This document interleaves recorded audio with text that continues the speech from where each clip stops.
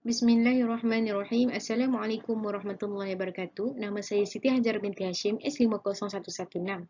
Saya dari kelas penulisan kreatif K4. Hari ini saya akan membentangkan tugasan 2 berkaitan dengan cerpen bidang pengajian. Oleh itu, marilah kita dengarkan cerpen saya bersama-sama. Yang pertama berkait dengan idea cerpen. Cerpen ini dijadikan mengikut bidang pengajian masing-masing. Disebabkan saya mengambil perakaunan, jadinya tema yang saya bawakan pada hari ini berkaitan dengan perakaunan yang efektif. Persoalan pula berkait dengan persoalan tentang sekumpulan mahasiswa menyedarkan bendahari kelab berkaitan amanah dalam menjaga kewangan kelab. Yang kedua iaitu watak dan perwatakan. Watak dan perwatakan ni merupakan siapa yang berlakon di dalam cerita ini. So, saya akan beritahulah satu persatu. Watak yang terdapat dalam cerpen ini ada 4. Yang pertama iaitu Haziq. Haziq ni dia merupakan bendahari kelab akuan sukses. Ciri-ciri dia ni mementingkan kesenangan diri dia dan dia merupakan seorang yang keras kepala dan ada helah tersendiri untuk mencapai matlamat dia. Seterusnya Amiruddin. Amiruddin pula merupakan seorang presiden kelab akuan sukses. Beliau seorang yang tegas dan bertanggungjawab. Beliau juga seorang yang berjiwa Islamik dan memahami keadaan ahli kelab. Watak yang ketiga iaitu Dr. Natrah. Dr. Natrah merupakan penasihat kelab akuan sukses. Beliau merupakan seorang yang bijak dan sering memberi idea dan membantu kelab tersebut.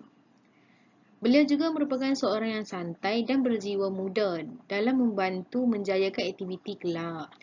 Yang keempat iaitu Aidil. Aidil ini merupakan kawan kepada Haziq. Dia merupakan seorang yang baik dan jujur. Dan dia juga seorang yang tidak suka terlibat dengan keadaan yang menyeleweng. Okey, yang ketiga iaitu jenis latar. Jenis latar di sini ada 3 yang saya gariskan. Yang pertama latar tempat, bilik Haziq dan kampus UMT. Yang kedua latar suasana, gelisah, tegang dan lelah. Yang ketiga latar masa, pagi dan malam. Yang ketiga iaitu jenis latar. Latar ini menggambarkan keadaan berlaku situasi cerita. Yang pertama latar tempat iaitu bilik Haziq dan kampus UMT. Yang kedua latar suasana iaitu gelisah, tegang dan lelah. Yang ketiga latar masa, ianya berlaku pagi dan malam. Seterusnya teknik plot.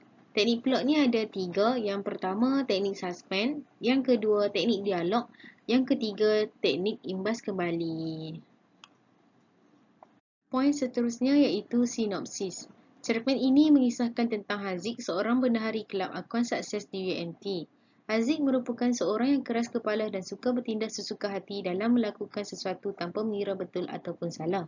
Namun, ada satu perkara yang sering dilakukan Haziq tetapi orang tidak ketahui iaitu dia mengambil duit kewangan kelab dan tidak amanah dengan tugas yang diberikan. Hal ini dapat diketahui apabila kawan sebiliknya iaitu Aidil telah memberitahu berkenaan dengan perkara ini kepada Presiden Kelab Akuan Sukses iaitu Saudara Amiruddin. Setelah perkara ini dapat diketahui, Haziq telah diambil tindakan dan dikenakan hukuman kerana menyalahgunakan jawatan yang diberikan dengan sebaiknya. Dr. Natrah sebagai penasihat kelab akuan sukses telah membuat aduan berkaitan Haziq kepada Chancellery bagi dikenakan tindakan tertertib. Akhir sekali, Haziq telah digantung universiti dan serta-merta jawatannya dilucutkan bagi memberi peluang kepada orang yang lebih layak menjadi bendahari terbaru kelab ini. Poin seterusnya iaitu storyboard. Storyboard ini terdapat 4. Yang pertama, permulaan, perkembangan, klimaks dan penutup. Bagi permulaan, ia menceritakan tentang latar belakang Haziq tentang sikapnya. Haziq merupakan seorang bendahari kelab. Pun begitu, ia telah membuat taktik sendiri bagi mengambil duit kelab untuk kegunaannya. Beliau seorang yang tidak takut akan kesalahan. Seterusnya, perkembangan.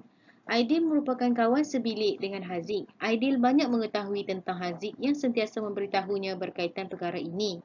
Saat semuanya hampir terbongkar, Haziq tidak takut kerana dia yakin pasti dapat memanipulasikan orang lain akan tindakannya. Seterusnya, klimaks iaitu kemuncak. Keadaan semakin tegang kerana Haziq tidak mengaku yang ianya telah mengambil duit kelab sedikit demi sedikit agar tidak dapat diketahui. Namun, Dr. Natrah iaitu penasihat kelab telah meneliti semua surat kewangan dan akhirnya memang ia betul melakukannya. Bagi penutup, akhirnya Haziq telah dikenakan tindakan disiplin oleh Chancellery dan jawatannya sebagai bendahari telah dilecutkan serta-merta kerana tindakannya ini. Haziq telah digantung universiti selama seminggu atas kesalahan tindakan tata tertib sebagai mahasiswa. Okey, sampai di sini saja cerita saya. Terima kasih.